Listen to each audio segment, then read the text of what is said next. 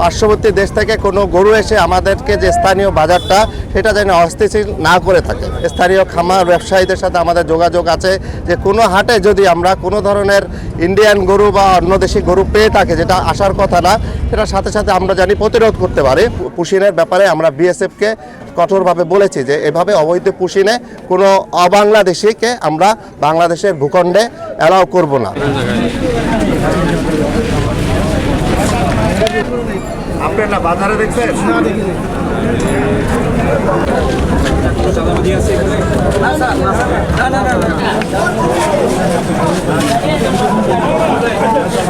আমরা কোরবানিকে সামনে রেখে আমরা আগে জেনেছি যে সরকার ঘোষণা দিয়েছে যে পর্যাপ্ত পরিমাণে দেশজ পশু মজুদ রয়েছে।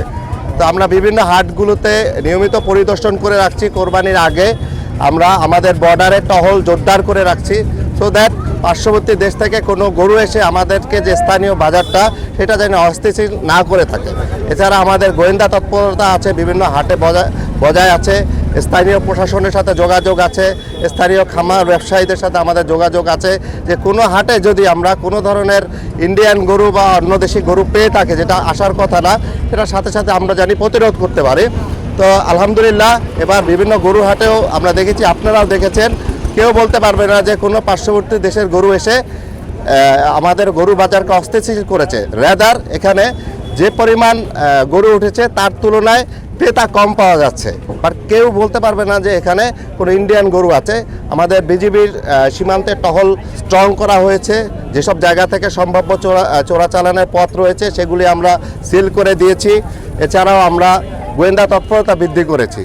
সো এভাবে আমরা চেষ্টা করেছি এবং আমি মোটামুটি শিওর যে কোনো জায়গা থেকে বাজারে অ্যাটলিস্ট লালমনিরহাটে আমার এখানে কোনো ভারতীয় গরু নেই।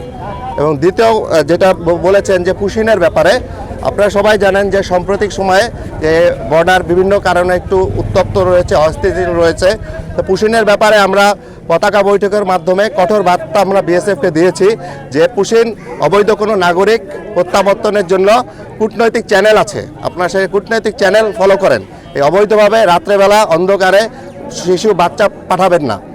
তো আমরা যে হিসাবটা চেয়েছেন, আমরা 24 জন নাগরিককে, বাংলাদেশি নাগরিককে পরিচয় পেয়েছি এবং আমরা বালারহাট সীমান্ত থেকে কূটনৈতিক উপায়েই তাদেরকে নিয়ে স্থানীয় প্রশাসনের মাধ্যমে তাদের পরিবারের কাছে হস্তান্তর করেছি। কিন্তু অবৈধভাবে যে 2-3টা পুশিন অ্যাটেম্প হয়েছে, আপনারা সবাই জানেন যে 23-24 তারিখের দিকে আমার লালমনিরহাট সীমান্তে যে কয়টা হয়েছিল সে কয়টা আমরা সাথে সাথে আমরা ওখানে স্থানীয় জনগণ, প্রশাসন এবং যে আইন শৃঙ্খলা বাহিনী রয়েছে তাদের সহায়তায় সেটা আমরা রুখে দিয়েছি। এবং আমরা সেই পুশিনের ব্যাপারে আমরা বিএসএফকে কঠোরভাবে বলেছি যে এভাবে অবৈধ পুশিনে কোনো অবাংলাদেশিকে আমরা বাংলাদেশের ভূখণ্ডে অ্যালাউ করব না। কোনো বাংলাদেশি যদি হয়ে থাকে আমাদের পরিচয় দেন, পরিচয় আমরা নিশ্চিত করে তাকে সম্মানে আমাদের বাংলাদেশিকে ফিরিয়ে নিতে কোনো সমস্যা নেই। কিন্তু এই রাতের অন্ধকারে এইভাবে পুশিনটা কোনো ধরনের ভাবে, এটা আইনগতভাবে বলেন বা নীতিগতভাবে বলেন, এটা কোনোভাবেই